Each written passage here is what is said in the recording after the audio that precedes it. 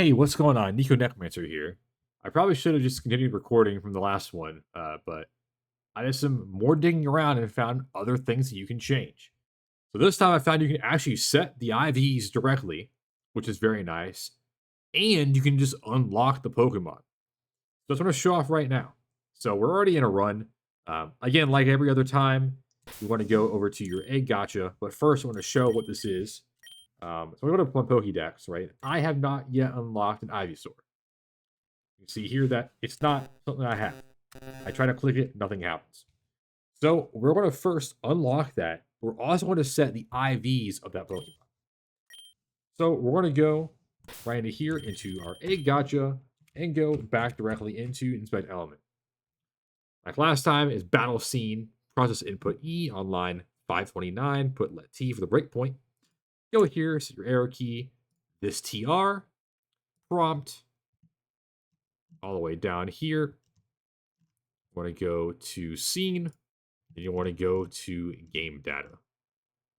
Now, in game data, what you want to go, that was game mode, game data, you're going to go into your Dex data. Now, your Dex data, you can see everything. So there's a couple stuff first. I did some snooping around of things I've done before, which is this one. And there's the caught attribute of 157 in. So if you have caught a Pokemon, that is what it shows. And it shows how many that you have caught. Now, I have not caught a Bulbasaur, but I have hatched a Bulbasaur, as you can see in one. What we're going to do is we're going to go and get Ivysaur. So we're going to see a caught attribute of 157 in. And we're going to also put a caught count of 1. This is a precaution to make sure that things do not break in the off chance. So now this claims that I have caught an Ivysaur. And we're also going to go here. We're going to set the IVs directly. Now, the max IV you can set in a normal game is 31. So that is a value that I will set all these to. You may be able to go above this. However, I do not recommend that. You could break the game.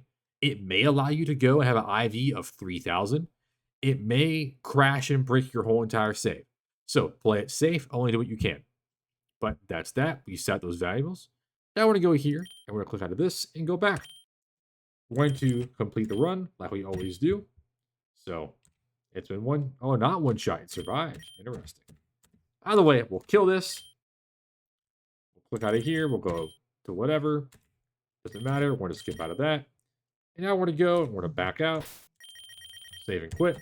Doesn't really matter. Now we're here. We can go back to our Pokédex. As you see, we now have Ivysaur unlocked. And if we click on it, we can go toggle our IVs, and we see we have maxed out IVs. So this is the way to, instead of everything else having to use eggs to go and hatch and set it directly, you can just unlock the Pokemon. There may be other ways to go and set the shinies. I will have to explore that. I would still recommend doing the egg, because that's probably the best way to do it. Again, because I don't see the spot for the shinies, but I will keep investigating to find a better method to set everything. But the main one for this is the IV. So you can set that directly as seen here.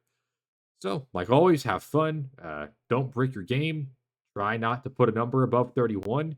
If you do, you can undo that until you backed out of everything and have the breakpoint released. So don't do that. There's a chance you could lose your entire account. So yeah, I don't know how likely that chance is. Again, I've tried to brick things and the game seems to reset itself on its own, but just be careful. That's about it.